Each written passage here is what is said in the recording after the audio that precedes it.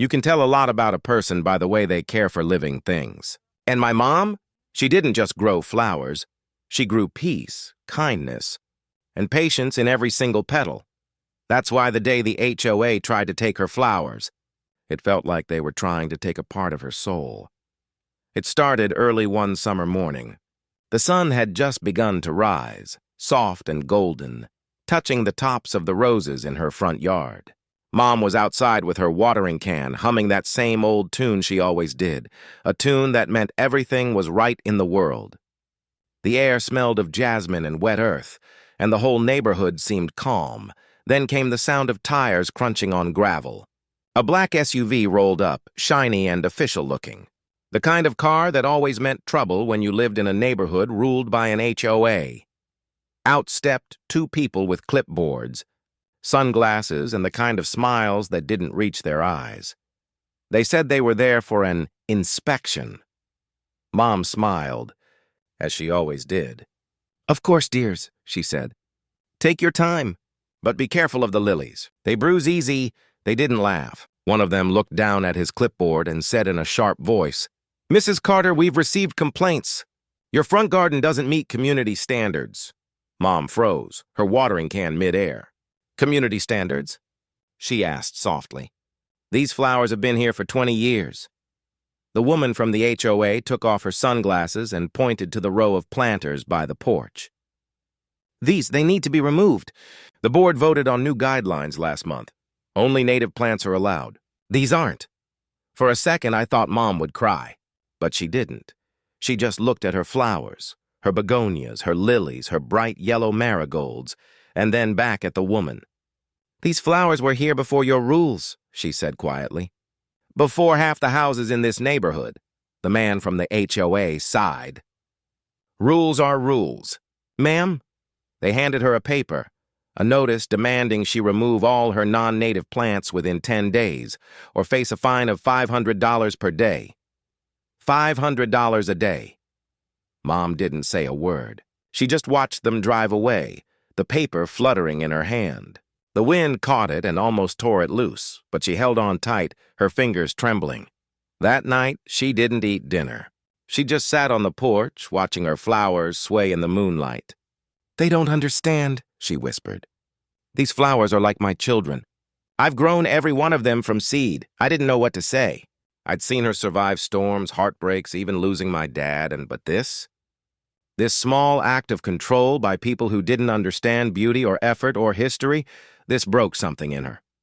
The next morning, she woke up before sunrise. I thought she was going out to start digging them up, but she surprised me. Instead, she put on her old denim apron, tied her hair back, and said calmly, "We're going to the nursery. Mom owned a small plant nursery just outside town. Carter's Blooms. It wasn't big or fancy, but people came from miles away just to buy her plants. Her flowers were famous in our county. Every park, every public garden, even the HOA's own community entrance sign was filled with plants she had grown herself. And that's when it hit me. They were buying their flowers from her, the same HOA that now wanted to take hers away. When we got to the nursery, she moved like a woman on a mission. She watered every pot, trimmed every stem, and whispered to her plants like they were old friends. I followed her around waiting for her to say something, but she stayed quiet until she finally looked up at me. "You know," she said, "sometimes people forget where beauty comes from. Maybe it's time they remember." That afternoon, she made a few phone calls. She called her friends, local gardeners, a couple of the ladies from church, even the man who ran the newspaper column called The Green Corner. Then she started posting pictures of her flowers online with a simple caption. "They want to take these away. Do you think they should?" Within hours, the post spread like wildfire. Hundreds of comments poured in, people shocked, angry, and heartbroken. Some even shared photos of their own yards filled with her plants. By the next morning, the story had made it to local radio. Woman told to remove flowers by HOA. Turns out she owns the nursery they buy from. People loved the irony. But for Mom, it wasn't about revenge. It was about respect, for nature, for effort, and for the simple beauty of things that grow with love. When the HOA showed up again, things didn't go the way they expected. But that's a story for the next section. The next morning, the world seemed quieter. Mom's post had spread everywhere overnight. Her phone was buzzing nonstop. Messages coming in from neighbors, customers, even strangers who said her garden reminded them of their own mothers or grandmothers. But Mom didn't look for attention. She just wanted to be heard. That day, she dressed in her best, not fancy, but respectable. Her floral blouse, her gardening jeans, and her sun hat. I asked her where she was going. To the HOA office, she said calmly. It's time they see who they're talking to. The HOA office sat at the edge of the neighborhood, small, tidy, and filled with people who thought paperwork mattered more than people. As we walked in, the same woman who'd come to our house the day before looked up from her desk, surprised to see Mom. "Oh, Mrs. Carter," she stammered. "We weren't expecting—" "I know," Mom said gently, "but I wanted to talk before you make a mistake." She walked straight to the counter and placed a small potted rose in front of the woman. "Do you know this plant?" The woman blinked. "It's one of the roses from the community entrance, isn't it?" Mom smiled faintly. "Yes, and do you know where it came from?" The woman didn't answer. Mom's voice stayed calm, but there was power in it, a quiet strength that made everyone stop what they were doing. "It came from my nursery. Carter's Blooms. Every rose in this neighborhood was planted by my hands. Every seed, every root, every petal you've admired at the park or praised in your meetings, I grew them. So before you tell me my flowers don't belong here, remember where your beauty comes from." The room went silent. The man with the clipboard, the same one from the inspection, stepped forward nervously. "Mrs. Carter, we were just following the board's rules." "I understand," she said softly. "But rules without reason hurt people. They take away joy, not weeds." You could see the guilt in their faces. But rules were rules, and they didn't know how to back down without losing face. That's when Mom took out her phone. "I didn't come here to argue," she said. "I came to show you something." She opened the post she'd made the night before. The number of shares and comments was staggering, thousands by now. "Do you see this?" she asked. These are people. Families, seniors, veterans, gardeners, all of them care about something small that grows because it gives them peace. You take that away, and you take away part of what makes a community home. The woman at the desk swallowed hard. "Mrs. Carter, I'll bring this to the board's attention." Mom nodded. "Please do. And tell them I'll be waiting. With tea and cookies. In my garden." Then she smiled and walked out, calm, proud, and glowing like she had sunlight in her chest. That night, she baked her famous lemon cookies, the kind everyone in the neighborhood loved. She placed a tray on the porch with a small sign that said, "For anyone who wants to talk about flowers, not fines." And people came. First one neighbor, then 2, then 10. Some brought tea, others brought plants of their own. It became a little gathering. Laughter, stories, and the scent of blooming roses all around. People talked about how unfair the HOA rules had become, how the neighborhood used to be full of color and life until regulations turned it gray. By the end of the evening, nearly the entire block had signed a petition asking the HOA to reverse the plant restriction rule.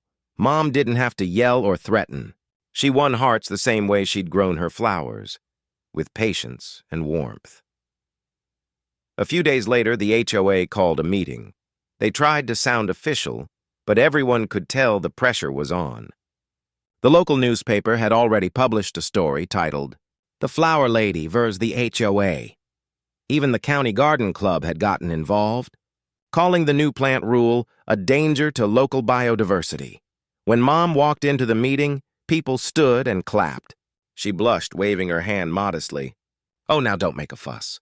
I just want my flowers." The board members looked uneasy. Finally, the head of the HOA cleared his throat and said, "Mrs. Carter, we've reviewed your case. The community has expressed overwhelming support for your garden.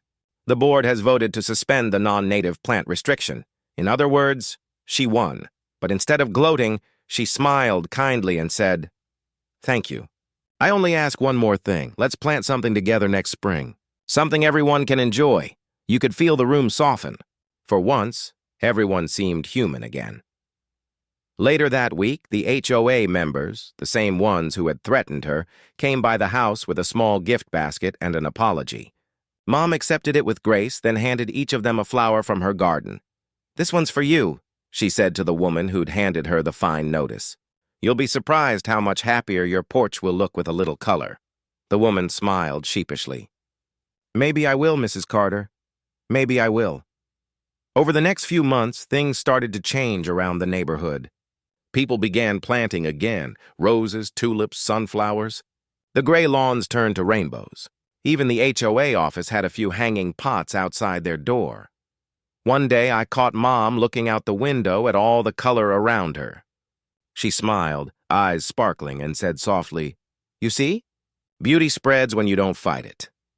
That was my mom, strong, gentle, and quietly unstoppable. But life has a funny way of testing you again, just when you think peace has returned. And soon, something happened that shook her world once more, something that would remind everyone that kindness can be powerful, but it can also be fragile. For a while, everything was peaceful again. Mom's garden glowed brighter than ever.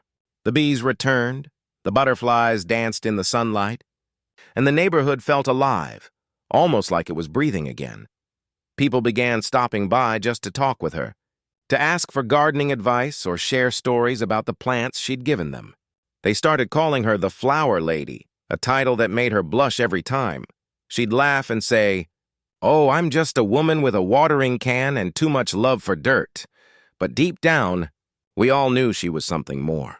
She was the soul of that street. Then, one autumn evening, everything changed again. I found her sitting quietly on the porch swing, her tea untouched. The sunset painted the sky gold and crimson, but her eyes were distant. I asked if she was all right. She smiled faintly, but her hands trembled. "I'm just tired, sweetheart," she whispered. "Sometimes even flowers need to rest." I didn't think much of it then. But a few weeks later, the doctor gave us news that hit like a storm. Mom's heart was weak. She needed rest, real rest. For someone like her, who never sat still, who found joy in every leaf and bloom, that was the hardest thing in the world. Winter came quietly. The garden slept under frost, the colors fading to soft grays. I tried to keep things alive the way she did, but it never felt the same. She'd still come outside, bundled in her blanket, and smile at the empty flower beds. "They'll wake up again," she'd whisper. They always do, and she was right. When spring returned, so did life, and with it, a miracle I'll never forget. The whole neighborhood came together to plant her favorite flowers, lilies, marigolds, and roses, all around her yard. People she'd once helped, even those HOA folks, showed up with shovels and pots. They said it was a thank you for teaching us what beauty really means. I watched from the porch as Mom sat in her chair, eyes glistening with tears. "I never thought," she said softly, "that my garden would grow this big, not in soil, but in hearts." Her nursery, Carter's Blooms, also became a local symbol of hope. People donated to keep it running, and soon it became a place where children learned about gardening, where elders came to share stories, and where love grew, one seed at a time. But life, as always, has its seasons. One morning, I woke up to silence, the kind of silence that feels heavy. When I walked into her room, she was gone, peaceful, her hands folded, a small dried rose resting beside her. She had left me a note. It said, "Don't cry for me, darling. Just keep watering the world. And remember, beauty never dies. It just blooms somewhere else." That spring, the garden exploded with color like never before. Roses climbed higher, lilies opened wider, and marigolds shone like tiny suns. Neighbors said it felt like she was still there, in every scent, every breeze, every petal. One day, the HOA president himself came to visit. He looked around, his eyes full of guilt and wonder. "I'll admit," he said quietly, "we didn't understand before, but now, this garden feels like the heart of the whole neighborhood." I smiled, holding one of Mom's old trowels in my hand. "It always was," I said. "You just couldn't see it. That year, the HOA officially renamed the park at the end of our street, Carter Garden, in memory of the Flower Lady. They planted her favorite roses there, the same ones she grew from seed.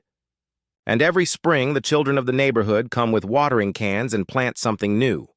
Sometimes, when I walk through that park, I swear I can hear her humming again. That same old tune she sang every morning while watering her flowers. It floats through the air like a soft breeze, wrapping around the roses and disappearing into the sky. She taught everyone something priceless, that no rule, no fine, no power can stop something that's grown with love. Her flowers outlived her, but so did her kindness, and maybe that's what life really is. Not the fights we win, not the rules we follow, but the beauty we leave behind. Because the truth is simple. Even when the gardener is gone, the garden remembers. If this story touched your heart, share it with someone who still believes in kindness. Tell them about the flower lady, the woman who taught her neighborhood that love can grow anywhere, even in the face of rules. And maybe, just maybe, plant something beautiful today, in her memory.